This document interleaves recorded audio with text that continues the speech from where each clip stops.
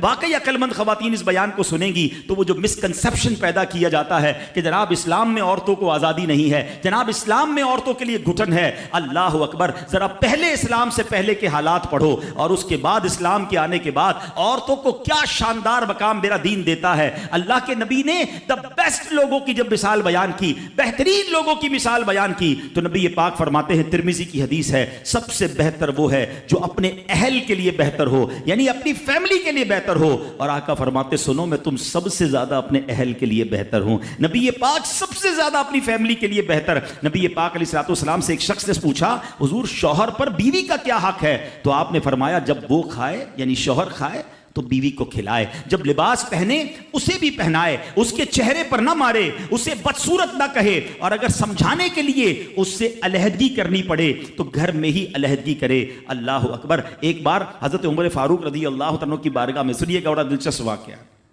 سیدنا عمر فاروق کا کتنا بڑا نام ہے، آپ کے جلال کی، آپ کی عدالت کی مثالیں دی جاتی ہیں، بڑے بڑے لوگ آپ کے سامنے تھر تھر کانپتے تھے۔ آپ کا گھر میں انداز کیا تھا کہ ایک شخص آیا کہ میں حضرت عمر کے پاس جاؤں اور بتاؤں میری بیوی جو ہے مجھ سے اس طرح بات کرتی ہے، اور میرا وہ انداز نہیں ہوتا جو شوہر کے سامنے ہونا چاہیے، ہوتا ہے گھروں میں، ہو جاتا ہے۔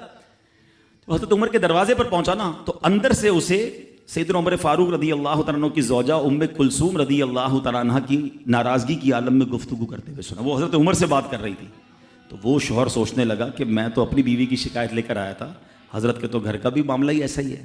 تو وہ کہتے میں واپس ہونے لگا۔ حضرت عمر نے بلا لیا، کیوں آئے تھے؟ تو کہا کہ میں تو حضرت اپنی بیوی کی شکایت کرنے آیا تھا، مگر میں آپ کے دروازے پر آیا، آپ کا بھی معاملہ ہی ایسا ہی ہے، تو میں سمجھ گیا ہم دونوں ایک ہی معاملے میں ہی ہیں۔ اب حضرت عمر نے جو ان کی تربیت فرمائی نا، آپ نے فرمایا میری بیوی کے مجھ پر چند رائٹس ہیں، چند حقوق ہیں، مجھے اس سے چند فائدے حاصل ہوتے ہیں جس کی بنا پر میں اس سے درگزر کرتا ہوں۔ پہلا یہ کہ یہ میرے لیے جہنم کی آڑ ہے، میرا دل اس کی وجہ سے حرام کاموں سے بچا رہتا ہے۔ نمبر دو، جب میں گھر سے نکل جاتا ہوں یہ میری خزانچی بن جاتی ہے، یعنی میرے مال کی نگہبان بن جاتی ہے، میری دھوبن بن جاتی ہے، میرے کپڑے دھوتی ہے، میرے بچے کی پرورش کرتی ہے، میرے لیے روٹیاں اور کھانے پکاتی ہے۔ تو وہ شخص کہتا ہے یہ سارے فائدے تو مجھے بھی اپنی بیوی سے حاصل ہیں، تو میں تو کبھی درگزر سے کام نہیں لیتا، وہ مجھے کہتی میں اسے لڑنا شروع کر دیتا ہوں۔ کہتا آج آپ کی بات سے نصیحت مل گئی، اب میں اپنی بیوی کی چھوٹی موٹی باتوں کو میں بھی درگزر کر دوں گا۔ کتنی پیاری بات بتائی، ہم وہ ساری باتیں بھول جاتے ہیں، ایک غلطی پر پکڑ لیتے ہیں، ایک غلطی پر ڈانٹتے ہیں، ہر غلطی پر جناب ایسا نہیں ہوتا، ہر غلطی کی سزا سزائے موت نہیں ہوتی ہے، ہم غلطیاں نہیں کرتے۔ اگر جس طرح ہم اپنی بیوی کو اور غلطی پر ڈانٹتے وہ ڈانٹنا شروع کر دے پھر کیا حال ہوگا؟